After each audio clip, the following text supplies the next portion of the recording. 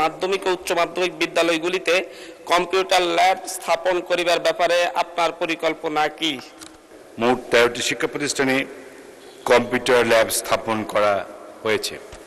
তারকা চিহ্নিত প্রশ্ন 193 আব্দুল হান্নান মাসুদ, নোয়াখালী 6। ধন্যবাদ মাননীয় স্পিকার।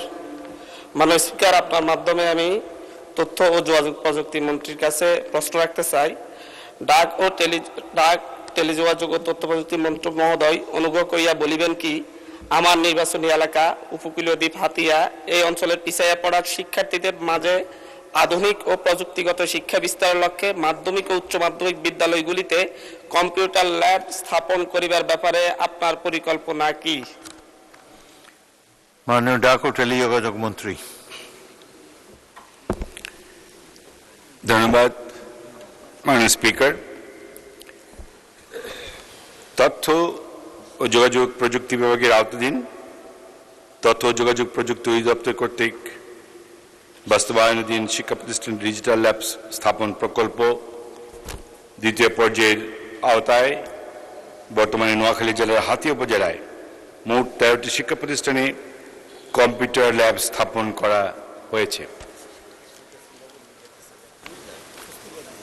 তালিকা নিম্নরূপ: 1 নম্বর,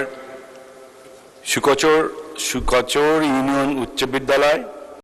মাননীয় মন্ত্রী, জি, দীর্ঘ উত্তর পঠিত বলে গণ্য করা যেতে পারে। আচ্ছা, ধন্যবাদ মাননীয় স্পিকার। মাননীয় সদস্য আব্দুল হান্নান মাসুদ, একটি সম্পূরক প্রশ্ন করুন। মাননীয় স্পিকার, 13টি শিক্ষা প্রতিষ্ঠানের ল্যাব স্থাপন করা হলো। অধিকাংশ শিক্ষা প্রতিষ্ঠানের অকেজু এবং বিভিন্ন ক্ষেত্রে শিক্ষক সংকট রয়েছে। এ ব্যাপারে মাননীয় মন্ত্রীর কাছে উদ্যোগ গ্রহণ করার জন্য আহ্বান জানাচ্ছি। পাশাপাশি একটা সম্পূরক কোশ্চেন রাখতে চাই।